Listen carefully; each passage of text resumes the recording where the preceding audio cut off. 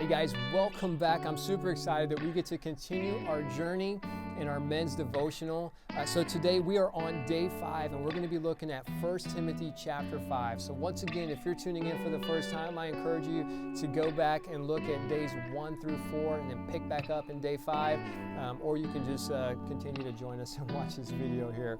But here we go. Today we're going to be looking at 1 Timothy chapter 5. And one of the neat things about what we're going to read today is that Paul is going to be talking to Timothy about how to deal with people in the church. And I think that this is something that we can really glean from today, especially as men of God, but even just people in general. You know, it's important to think about how we got to interact with one another. And it might sound kind of silly because we already have these ideas within ourselves of how we need to treat others. But today, we're going to take it a step further, right? Kind of like we talked about yesterday about having that sound doctrine and looking and clinging to God's word so we can instruct others. We're going to look at God's word today and see, hey, what does God's word say about how we're to treat others in the church? So here we go. Let's go ahead and dive into it. We're going to be in chapter 5 in first book of Timothy. So here we go. Verse 1 says, "Do not rebuke an older man, but encourage him as you would a father."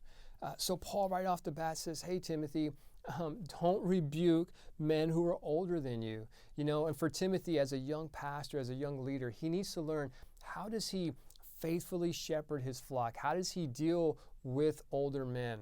Right? So one of the interesting things about the word rebuke here, it's a little bit different than in other areas where you might find this word. So in the Greek, the word rebuke here in this passage means epipleso, which means to strike upon or to beat upon. So essentially, Paul is saying, hey, with your words, don't strike an older man with your words. Don't be abusive. Don't chastise him with your words. And I think that's really important for us, that we don't want to deal with older men harshly. So as we think about correcting individuals who are older than us, we don't want to do it in a harsh way.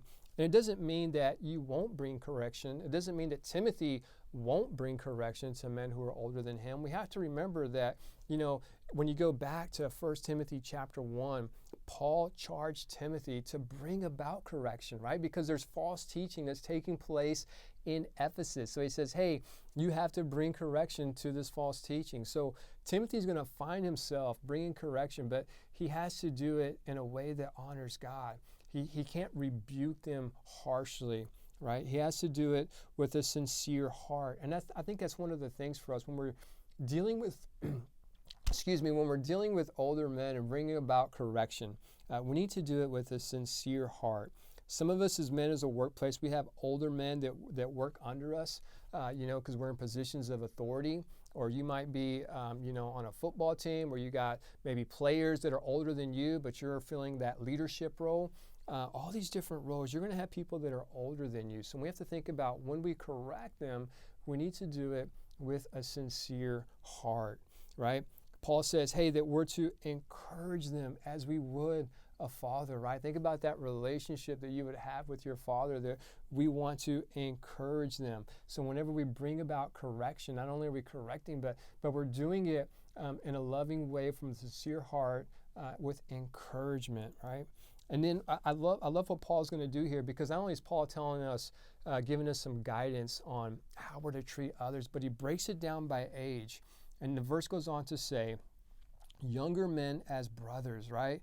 So do not rebuke older men, but encourage him as you would a father, younger men as brothers. That we're to treat younger men as brothers. And I think this is really important because as men of God, we all know men that are younger than us.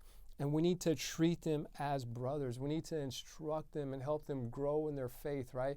We need to bring correction in a way, again, with that sincere heart, treating them as brothers. So this just isn't for older men. It's even for you young men who are maybe 16 years old and you have younger siblings.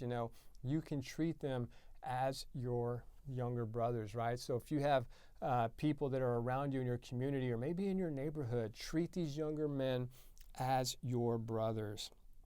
And then he goes on to say, in dealing with women, he says, older women as mothers, right? that we're to treat older women as mothers. There's something really cool about older women. I think older women just have this natural motherly tendency, right? That they're just loving and kind, and we're to treat them with honor, and we're to respect them and allow them to sometimes, encourage us and to nurture us as mothers do. It says to treat young women as sisters in all purity. Treat young women as sisters in all purity. As a man of God, that we're to treat young women as sisters, that our conduct towards young women is always pure and above reproach, that our conduct is not flirtatious, that our conduct is not disrespectful, but our conduct is always above reproach, that this is how we're to treat younger women as sisters.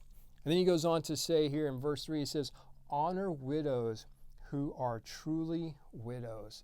So for those women in the church, and we can really dive into this and peel this back, but the idea is that as Paul's going to describe, a true widow is someone that does not have anyone to care for them. Not only do they lose their spouse, their husband, but they have no relatives to care for them, right? So these widows, we want to honor them. We want to care for them. We want to nurture them as well.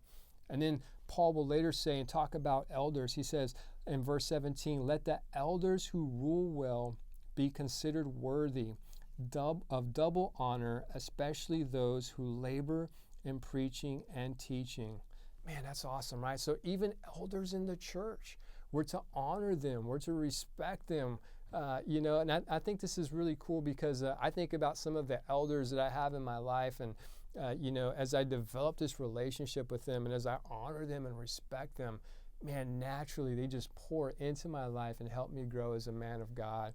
So today, once again, our main idea is that men of godly character know how to treat others in the church. And I think this is so important, especially for today. There's so many things going on in the world that create division. But as we look at God's word and as we cling to his word, we can kind of overcome this division because we know how to treat others in the church. So I hope you guys are encouraged by that. I really love you, and I hope that you join me tomorrow as we go ahead and wrap up this men's devotional looking at 1 Timothy chapter 6 tomorrow. We'll see you guys then.